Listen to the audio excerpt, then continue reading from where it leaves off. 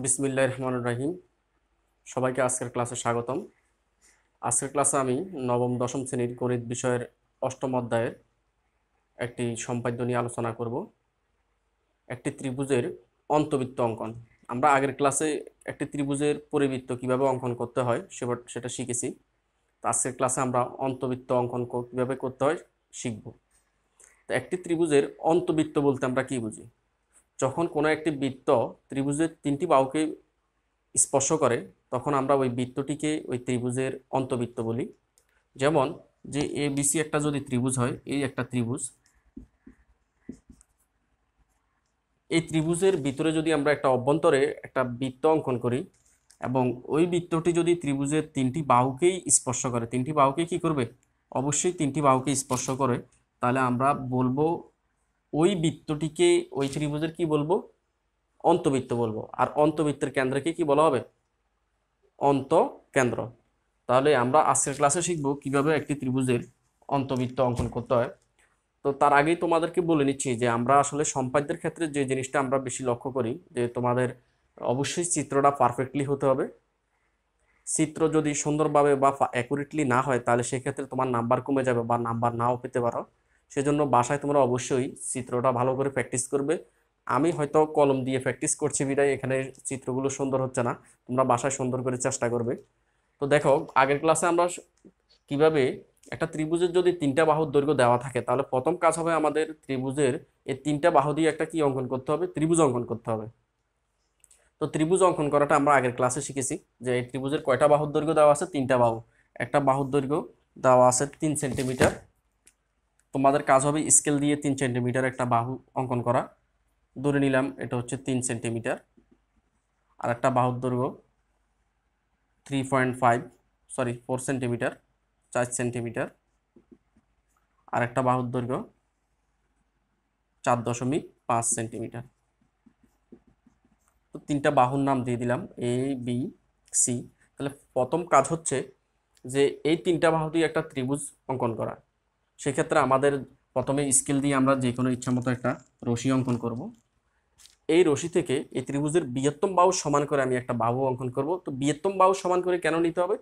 কারণ হচ্ছে আমরা চিত্রটা দেখতে যেন একটু সুন্দর হয়, নিচের বাহুটা একটু বড় হলে আমার চিত্রগুলো একটু কি হবে? সুন্দর হবে। কিন্তু তুমি যদি নিচের বাহুটা 3 সেন্টিমিটার বা 4 সেন্টিমিটার দিয়ে আঁকো তাও কোনো সমস্যা নেই। তো প্রথমেই আমাদের কাজ হচ্ছে ত্রিভুজ অঙ্কন করা।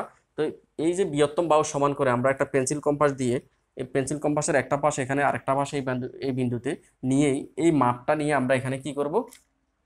এই বাহু সমান করে বাহু অঙ্কন করব। তো প্রথম কাজ হবে এই বৃহত্তম বাহু সমান করে আমি একটা বাহু অঙ্কন করলাম। দ্বিতীয় কাজ, এই যে একটা বাহু, এই একটা বাহু, এই বাহুটাকে আমরা এই বিন্দু থেকে এই বাহু সমান করে মাপ নিয়ে এই বিন্দু থেকে একটা বৃত্তচাপ, ঠিক এই বিন্দু থেকে বি বাহু সমান করে আরেকটা কি অঙ্কন করব?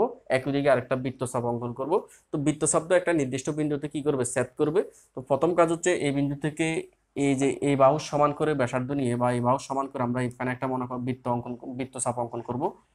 এরপরে এই বিন্দু থেকে এই পরবর্তী যে বাহু বা বি বাহু সমান করে ঠিক এই বিন্দু থেকে একই মাপ নিয়ে আমরা এখানে একটা কি অঙ্কন করবো? বৃত্তচাপ অঙ্কন করবো। এই বৃত্তচাপটা যে বিন্দুতে ছেদ করে ওই বিন্দুর সাথে এই বিন্দুটা কি করে দিব? আমরা যোগ করে দিব একটা, বা আবার এই বিন্দুর সাথে এই বিন্দুটা যোগ করে দিলে যেই ত্রিভুজটি পাওয়া যাবে ওই ত্রিভুজের তিন বাহুর দৈর্ঘ্য এই ত্রিভুজের এই যে তিনটা বাহুর দৈর্ঘ্য দেওয়া আছে তার কি হবে? সমান হবে। তাহলে প্রথম কাজ হচ্ছে আমাদের ত্রিভুজের তিনটা বাহুর দৈর্ঘ্য দেওয়া থাকবে, ওই বাহুগুলো দিয়েই আমাকে একটা কি অঙ্কন করতে হবে? ত্রিভুজ অঙ্কন করতে হবে। তো এই ত্রিভুজের তিনটা শীর্ষবিন্দুর নামকরণ করলাম এ, বি, সি। এটা বর্ধিত অংশের একটা নামকরণ করতে পারো, সমস্যা নেই। দিলাম এটার নাম হচ্ছে ডি। এখন সেকেন্ড যে কাজটা আমাদের করতে হবে, এই ত্রিভুজের কি অঙ্কন করব? অন্তবৃত্ত অঙ্কন করব। তাহলে অন্তবৃত্ত অঙ্কন করার ক্ষেত্রে আমরা কি কাজ করব? ত্রিভুজের যে কোনো দুইটি কোণকেই সমদ্বিখণ্ডিত করলে হবে। যে কোনো দুইটি কোণকে, একটা ত্রিভুজের যখন অন্তবৃত্ত অঙ্কন করব আমাদের ফার্স্ট কাজ হবে যে ত্রিভুজের যে কোনো দুইটি কোণকে সমদ্বিখণ্ডিত করা। সেটা বি কোণ এবং সি কোণ হতে পারে, অথবা বি কোণ এ কোণ হতে পারে, অথবা এ কোণ এবং সি কোণ হতে পারে। ত্রিভুজের যে কোনো দুইটি কোণকে সমদ্বিখণ্ডিত করলে আমরা প্রথম কাজ হবে ত্রিভুজের যে কোনো দুইটি কোণকে কি করা? সমদ্বিখণ্ডিত করা। দেখো একটা কোণকে কিভাবে সমদ্বিখণ্ডিত করতে হয়। প্রথমেই এই বি বিন্দু থেকে তোমার ইচ্ছা মতো মাপ নিয়ে পেন্সিল কম্পাসের সাহায্যে একটি বৃত্তচাপ অঙ্কন করবা।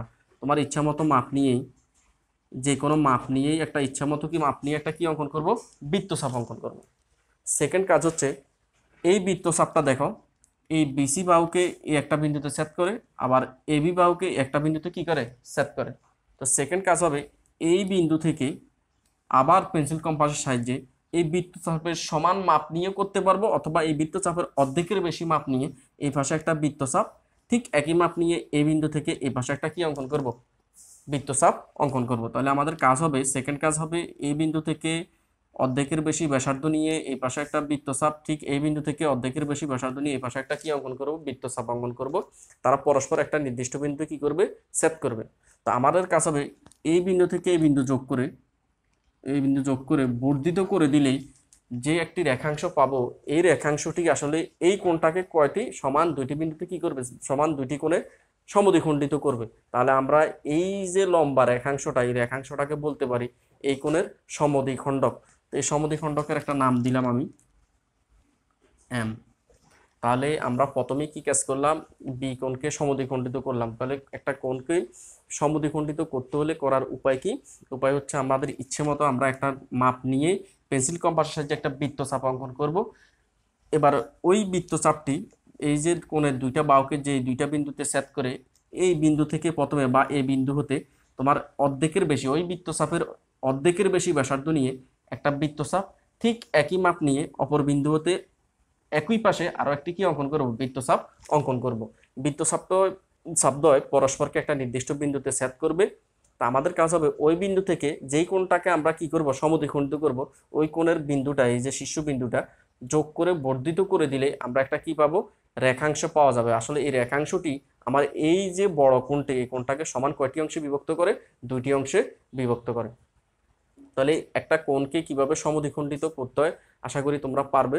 ঠিক একইভাবে আমরা সি কোণকে কি করব, সমদ্বিখণ্ডিত করব। সেম এটাকে যেভাবে সমদ্বিখণ্ডিত করলাম, সি কোণটাকেও সেম একইভাবে সমদ্বিখণ্ডিত করব। তো যে কোনো মাপের একটা বৃত্তচাপ, ঠিক এবার এই এই বৃত্তচাপটা দুইটা বাহুকে কি করবে, সেট করে এই বিন্দু থেকে অর্ধেকের বেশি ব্যাসার্ধ নিয়ে এইদিকে একটা বৃত্তচাপ, এই বিন্দু থেকে অর্ধেকের বেশি ব্যাসার্ধ নিয়ে এদিকে একটা বৃত্তচাপ। এবার কাজ হবে এই বিন্দু যোগ করে দিব, যোগ করে বর্ধিত করে দিলেই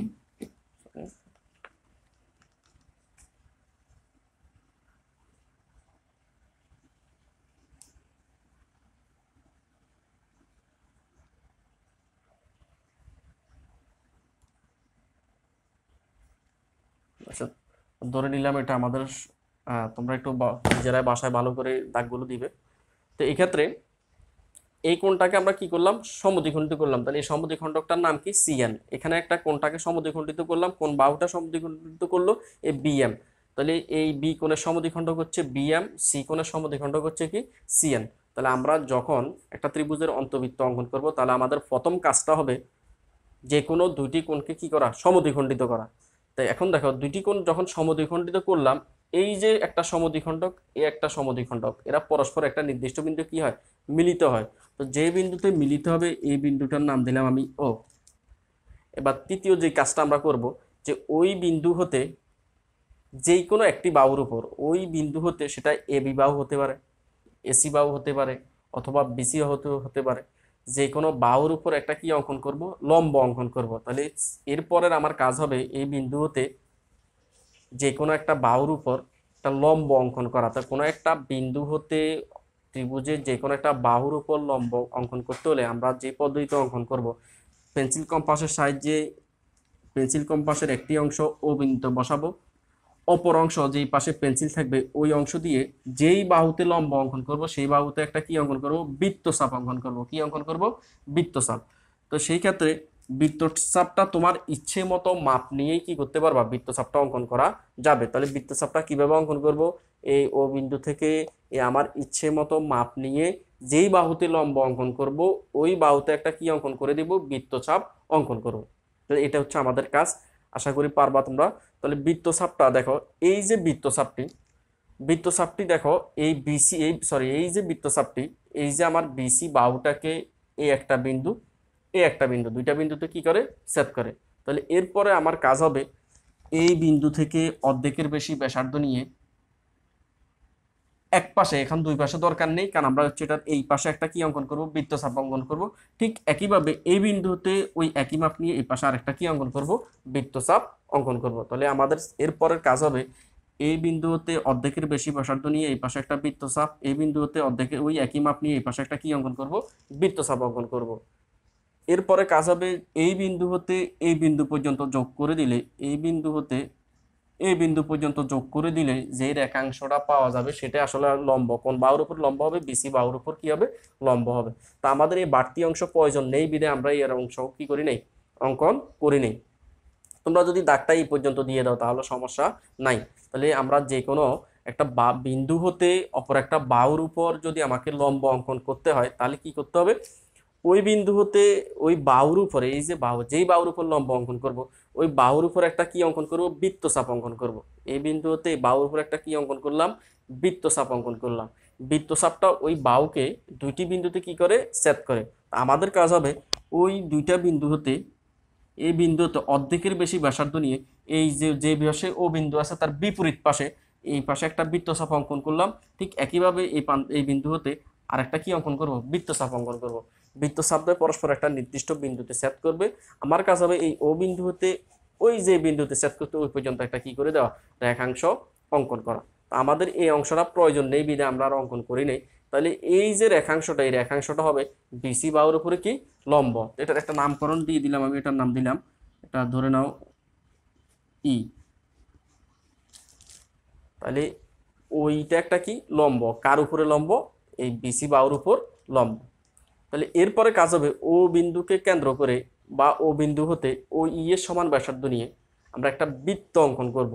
ও বিন্দুকে কেন্দ্র করে এই ও ই এর সমান ব্যাসার্ধ নিয়ে একটা বৃত্ত অঙ্কন করব। যেই বৃত্তটি অঙ্কন হবে ওই বৃত্তটা আসলে ত্রিভুজের এই বাহু, এই বাহু এবং এই বাহু, তিনটা বাহুকে কি করবে, স্পর্শ করবে। তখন আমরা বলতে পারবো যে ওই বৃত্তটি এই ত্রিভুজের কি বৃত্ত, অন্তবৃত্ত। তাহলে আমরা একটা ত্রিভুজের অন্তবৃত্ত হলে কি শিখবো, অবশ্যই আমাদেরকে লক্ষ্য রাখতে হবে ত্রিভুজের যে কোনো দুইটি কোণকে আমরা কি করব, সমদ্বিখণ্ডিত করব। তাহলে ফার্স্ট কাজ কি, ত্রিভুজের যে কোনো দুইটি কোণকে সমদ্বিখণ্ডিত করা। এরপরে সমদ্বিখণ্ডক দিয়ে একটা নির্দিষ্ট বিন্দুতে কি করবে, ছেদ করবে। ওই বিন্দু হতে ত্রিভুজের যে কোনো এক বাহু, সেটা এই বাহু হতে পারে, এই বাহু হতে পারে, এই বিসি বাহু হতে পারে, যে কোনো এক বাহুর উপর কি অঙ্কন করব, লম্ব অঙ্কন করব। এবার এই লম্বটা যেই মাপ, এই ও বিন্দুকে কেন্দ্র করে এই লম্বটা যে বা ওই রেখাংশটা এটা সমান মাপ নিয়ে বা ব্যাসার্ধ নিয়ে আমরা যদি চারপাশে একটা কি অঙ্কন করি, বৃত্ত অঙ্কন করি, তাহলে ওই বৃত্তটি এই ত্রিভুজের একটি কি হবে, অন্তবৃত্ত হবে। তাহলে বৃত্তটা তোমরা নিজেরা বাসায় প্র্যাকটিস করবে। এখানে আমি হাত দিয়ে এঁকে দিচ্ছি।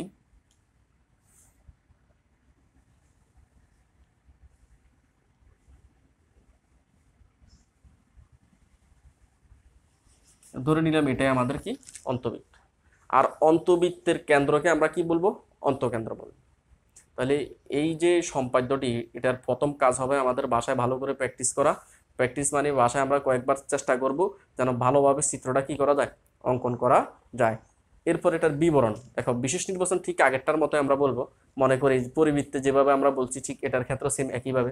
মনে করি এ বিসি একটি ত্রিভুজ, এর তিনটি বাহুর দৈর্ঘ্য এ সমান 3 সেন্টিমিটার, বি সমান 7 সেন্টিমিটার, সি সমান কত, 4.5 সেন্টিমিটার।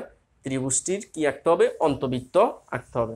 অর্থাৎ এমন একটি বৃত্ত আঁকতে হবে যা ত্রিভুজের তিনটি বাহু A B, BC O C এ কে স্পর্শ করে। দেখো এইদিকে স্পর্শ করছে, এই পাশে স্পর্শ করে। এরপরে বিশেষ নির্বাচন, অঙ্কনের বিবরণ। তো অঙ্কনের বিবরণের ক্ষেত্রে আমরা প্রথমে কি করছি, এই কোণের একটা সমদ্বিখণ্ডক অঙ্কন করছি, এই কোণের একটা কি অঙ্কন করলাম, সমদ্বিখণ্ডক। তাহলে এই কোণটার একটা নাম করতে পারি আমি এ বি সি কোণ। তাহলে এ বি সি কোণ এর সমদ্বিখণ্ডক হচ্ছে কি, বিএম। আবার এই কোণ হচ্ছে এ সি বি, এই কোণের সমদ্বিখণ্ডকের নাম হচ্ছে সিএন। তাহলে কি কাজ করছি, দুইটি কোণের সমদ্বিখণ্ডক অঙ্কন করছি। তো আমার কাজ হবে বলার এ বি সি কোণের সমদ্বিখণ্ডক বিএম এবং এ সি বি কোণের সমদ্বিখণ্ডক হচ্ছে সিএন আঁকি। সমদ্বিখণ্ডক দ্বয় পরস্পরকে একটা ও বিন্দুতে কি করে, ছেদ করে। সমদ্বিখণ্ডক দ্বয় পরস্পরকে ও বিন্দুতে ছেদ করে। এবার ও বিন্দু হতে আমরা বিসি বাহুর উপর একটা কি অঙ্কন করছি, লম্ব অঙ্কন করছি। লম্বটা কিভাবে অঙ্কন করছি সেটা আমাদের বিবরণ দেওয়ার দরকার নেই, আমরা বিবরণটা ঠিক এভাবে দিব যে ও বিন্দু হতে বিসি বাহুর উপর ওই লম্ব আঁকি। ও বিন্দু হতে বিসি বাহুর উপর ওই লম্ব আঁকি। এরপরে ওকে কেন্দ্র করে ওই সমান ব্যাসার্ধ নিয়ে একটি বৃত্ত আঁকি। ইহাই নির্ণয় কি বৃত্ত? অন্তবৃত্ত। আমি আশা করব সবাই বাসায় ভালোভাবে প্র্যাকটিস করবে। বিশেষ করে চিত্রটা একবার দুইবার না, তোমরা অনেকেই বাসায় ভালো করে প্র্যাকটিস করো না। বাসায় খুব ভালোভাবে 2-3 বার, অন্তপক্ষে 4 থেকে 5 বার বাসায় ভালো করে প্র্যাকটিস করবে এবং বাসায় চেষ্টা করতে হবে এই চিত্রটা সর্বোচ্চ 2 মিনিটের মধ্যে যেন আমাদের চিত্রটা অঙ্কন করা যায়, সেটা বাসা ভালোভাবে প্র্যাকটিস করবে।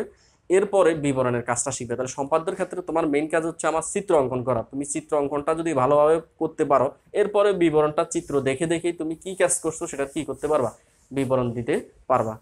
তো সবাইকে ধন্যবাদ।